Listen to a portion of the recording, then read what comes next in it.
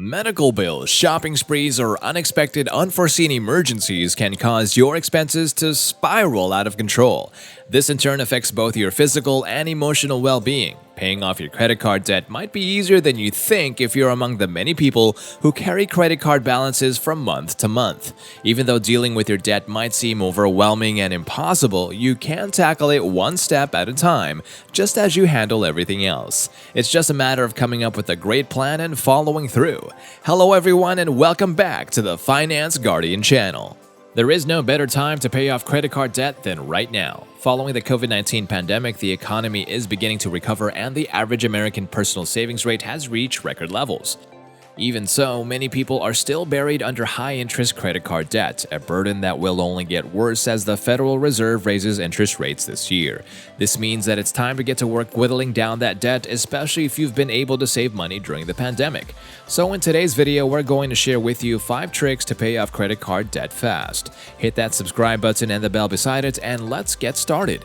Number 1. Break up your credit card debt into chunks. The idea of paying down your credit card can be intimidating, especially if you owe a large amount. This intimidation may result in many people avoiding repayment altogether.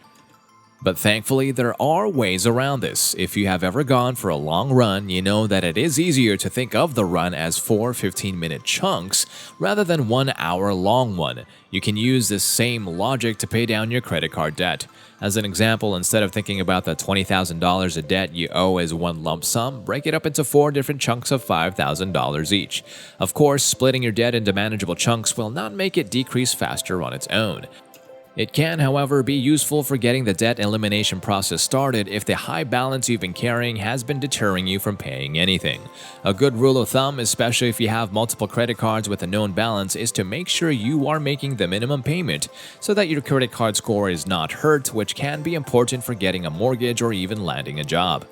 Number 2. Make an extra payment each month. Though you're probably used to monthly billing cycles, you don't have to wait until your payment due date to pay off some of your balance, and you're not limited to only making one payment per month. Interest on credit cards is compounded daily, and finance charges are based on the average daily balance of your account. That means the longer you wait to make a payment, the more interest you'll pay. It might be feasible to make 2 payments each month if you get paid every 2 weeks or bi-monthly. If you are paid more frequently, say you get a weekly paycheck or you're tipped, you may want to consider making your payments weekly to kickstart your debt management plan. Another benefit of making more than one monthly payment is that if you put that money toward paying down your credit card balance as soon as you earn it, you won't be able to change your mind later and splurge it on something else. You just have to make sure that you pay at least as much as the minimum amount on your credit card statement by the due date, otherwise you will be charged late fees and penalty rates. As a bonus tip, lowering your debt quickly can also improve your credit score by lowering your credit utilization, which makes it easier to qualify for balance transfer credit cards. Number 3. Develop a repayment plan with a debt avalanche or debt snowball. When it comes to credit card debt repayment, there are 2 main schools of thought. The first method, the debt avalanche, involves paying off the cards with the highest interest rates first and then moving on to those with the lowest interest rates. This is the most mathematically sensible approach since it shortens the amount of time you need to pay off the credit cards that are charging you the most money. Imagine you have a $300 hospital bill and the hospital is willing to allow you to pay it interest-free. You also owe $2,500 on a credit card at 22.9% interest and $5,000 on another card at 15.9% interest.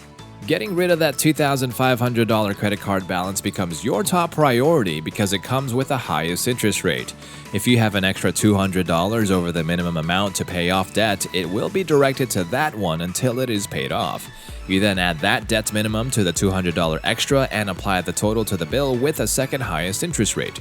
Keep knocking off debts and rolling their minimum payments into the extra debt payment amount until all debts have been repaid. It may be necessary to reorder your debts in order to focus your attention on the debt with the highest interest rate if a promotional interest rate ends. The second tactic is called debt snowball. Those struggling with debt reduction will find this one particularly helpful when there appears to be no apparent finish line. The debt snowball, popularized by personal finance expert Dave Ramsey, focuses on reducing your debt starting with the smallest balance, then tackling your next smallest balance, and so on. Some behavioral economists suggest that eliminating small debts early on in the paydown process can be a worthwhile mental reward that motivates some people to keep going. Here's how it might work in real life. If you have a hospital bill of $1,200 that the hospital charges no interest on, and you have two credit card bills of $5,000 at 22.9% interest and $3,000 at 15.9% interest, you'd pay off the hospital bill first. That's right, you'd pay off the interest-free loan before the loans that accrue interest.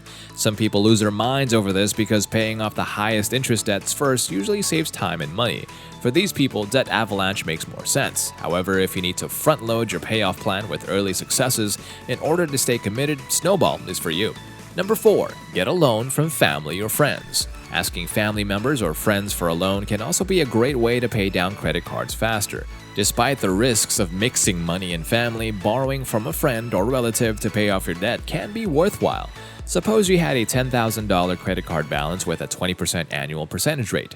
That means you will be paying $2,000 a year on that balance. Let's pretend, however, you get a loan of $10,000 from your Uncle Pete at just 2% APR. The total interest you'll have to pay would then be reduced to $200, saving you a cool $1,800, thanks to Uncle Pete. One note of caution is that borrowing from family could cause tension, especially if payments extend beyond the agreed-upon schedule. So when you borrow money from family or friends, make sure you establish a contract stating how much is being borrowed, at what rate, and for how long so that both parties are on the same page. Number 5. Consolidate credit card debt. Consolidating your balances using a credit card consolidation alone is another excellent way to reduce your interest charges. In this method, all your credit card debt is placed onto a single debt that has a much lower interest rate fee. It's very similar to what we have just talked about in the family and friend loan scenario. In most cases, banks will offer these types of loans at lower interest rates than credit cards if you promise to repay the loan within 3 to 7 years, making it an excellent way to eliminate debt. To illustrate this method's power, let's look at an example. Assume that you owe $10,000 on your credit card at a 15% interest rate. If you are able to consolidate your credit card debt with a personal loan at 7% interest and a 3-year repayment term, you'll save $2,634 and pay off the debt earlier. The bottom line, as the labor market improves, wages rise and people have more emergency funds available to them. The present moment could be the perfect time to pay off all of your debts, or at least to begin paying them down.